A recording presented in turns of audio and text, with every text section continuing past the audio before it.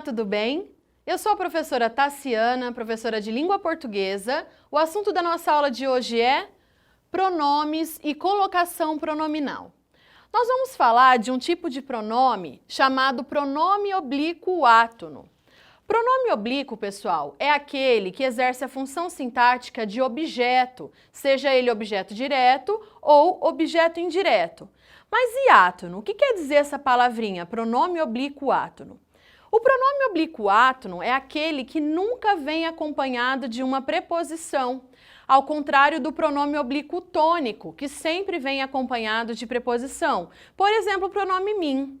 É muito difícil a gente usar o pronome mim sem a preposição para.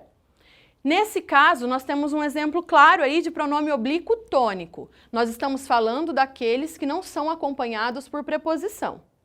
Bom, primeiramente, pessoal, para a gente entender as regras de colocação pronominal, é necessário inferirmos qual é o verbo de uma oração, porque o pronome vai depender, a colocação do pronome, ela vai depender da posição do verbo. Então, nós vamos ter pronomes que antecedem esse verbo, vamos ter pronomes que se encaixam ali no meio do verbo e vamos ter pronomes também que são colocados depois desse verbo. Existe uma série de regras para essa colocação pronominal ela se tornar efetiva e está ali de acordo com o que a gramática prescreve para a gente usar.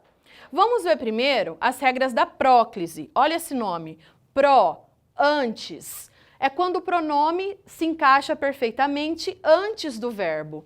Para isso, nós temos sempre atratores. Mas o que é isso, Tassiana? Atratores. Atratores são palavras atrativas. É isso mesmo, pessoal. Elas atraem, como se fossem um ímã, puxando esse pronome para perto delas.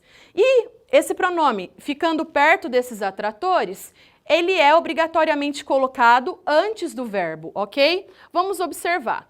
Palavras com sentido negativo são atratores. Não, nunca, jamais. Não me chamaram para a festa. Qual é o verbo da oração? Chamaram, ok? Eu tenho o pronome me. Vamos ter certeza se esse pronome está sendo utilizado de forma correta?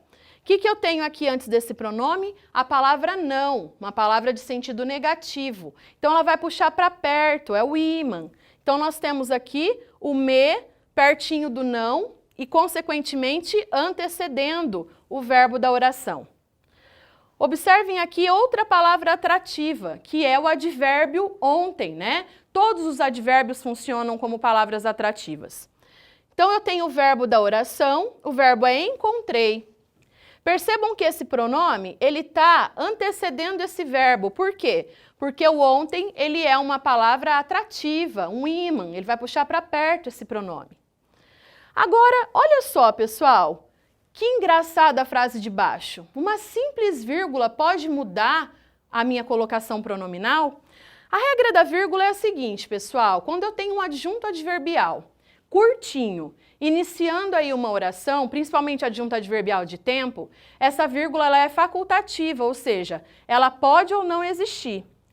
Caso ela exista, eu tenho que analisar a frase sob uma outra ótica, como se não existisse nada aqui.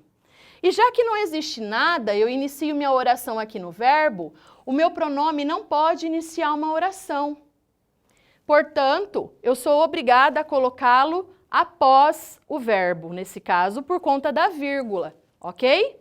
Então, a vírgula, a análise que eu devo fazer com relação à vírgula é a análise de que é como se não existisse nada que antecede essa vírgula e minha oração começasse ali, no elemento posterior à vírgula, ok? Bom, aí nós temos uma regra muito especial. Especial por quê?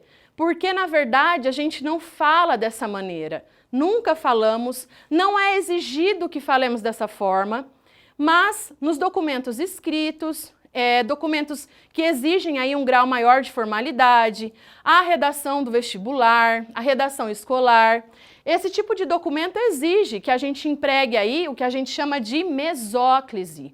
Meso, pessoal, significa meio. Então, esse pronome agora, ele vai ficar no meio do verbo. Como assim, professora? No meio? Eu vou desmembrar esse verbo? Sim, a gente vai desmembrar esse verbo. Observem aqui. Há duas condições para que a gente tenha a mesóclise. Quando o verbo está no futuro do presente e quando o verbo está no futuro do pretérito. Futuro do presente é o tempo do amanhã. Percebam como esse tempo ele não é utilizado na linguagem usual do dia a dia. A gente costuma utilizar a forma dele, a forma composta, na verdade. Ao invés de trarei um presente, eu vou trazer um presente. Porém, a linguagem escrita ela exige essa formalidade, né, em determinados contextos. E o futuro do pretérito é o tempo do iria, a marquinha dele é iria, para a gente identificar facilmente qual é esse tempo verbal. Então, observemos a frase a seguir. Dar-te-ei um presente. Nós temos aqui o pronome, percebam que ele está aqui no meio do verbo. Esse verbo, pessoal, se ele não tivesse o pronome, ele seria darei. Darei é um verbo no futuro. Bom, eu não posso escrever te darei um presente? Não, porque eu não posso também, de acordo com a gramática normativa, com a linguagem formal, não posso começar uma frase ali por pronome. Portanto, pessoal, o correto é a gente desmembrar esse verbo. Primeiro eu coloco o infinitivo dele, depois o pronome e a terminação pessoal, ok? Então a construção correta fica dar-te-ei um presente. Da mesma forma, se eu não tivesse o pronome aqui, o verbo seria o quê? Daria. Olha a marquinha que fácil de identificar. Bom, não posso começar por um pronome, minha frase. Tem um futuro do pretérito, então, obrigatoriamente, na linguagem formal, eu coloco aqui a mesóclise, o pronome no meio do verbo. Como eu faço isso? Verbo no infinitivo e a terminação do outro lado, e o pronome no meio dos dois. Observem aqui essa frase, amanhã te darei um presente. Amanhã é um advérbio de tempo, é uma palavra atrativa. Lembra, funciona como um ímã que puxa esse pronome para perto? Eu posso optar por colocar ou não a vírgula depois de amanhã, porque é um adjunto adverbial curto, adjunto adverbial de tempo bem curtinho. Nesse caso, eu optei por deixar sem a vírgula. Portanto, esse amanhã ele vai puxar esse pronome T para perto. Então, a regra da mesóclise aqui, ela não se cumpre. Por que ela não vai se cumprir? Então, eu sou obrigada a colocar a próclise para o pronome acabar ficando perto ali do advérbio amanhã, ok? Que é uma palavra atrativa. Pô, professor, e se eu tivesse uma vírgula aqui, como que ficaria? Se eu tivesse uma vírgula, eu analisaria a frase daqui em diante. Ou seja, eu posso começar uma frase por pronome? Não, não posso. Portanto, eu seria obrigada a usar a mesóclise num contexto de formalidade. Olha só esse desenho, ele mostra claramente para a gente qual é a posição do pronome diante do verbo, no meio. E por fim, temos a ênclise, que é quando o pronome fica depois do verbo. Pessoal, no português de Portugal, a ênclise ela é corriqueira, ela é usada na linguagem falada, na linguagem escrita, ela é exigida em todos os momentos de comunicação. Porém, no português falado no Brasil, a ênclise é algo que a gente tem que deixar ali só para os contextos bem formais de comunicação e para os contextos bem formais de escrita, tá? Então, como eu já disse anteriormente, nós não podemos iniciar uma frase por pronome. Então, olha lá, início de oração, empresta-me o lápis, mas é claro que você está ali, na sala de aula, diante de um contexto informal, com seu melhor amigo, você não vai falar, ô, me empresta-me o lápis, chega a ficar até pedante, né? Bom, então, empresta-me o lápis se a situação exigir formalidade. Temos também o imperativo afirmativo, dá-me o lápis, dá-me sua mão.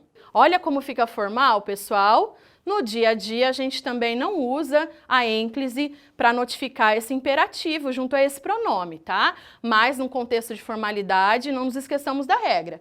Aí nós temos também o gerúndio. E a regra do gerúndio também ela pode ser inferida aqui no caso por conta da vírgula. Lembra que eu falei para vocês? Quando nós temos uma vírgula, a gente analisa a frase como se não existisse nada antes dela. Esse, pessoal, é um erro que vocês têm bastante na redação escolar. No vestibular também é um erro muito corriqueiro, responsável por tirar nota da gente aí.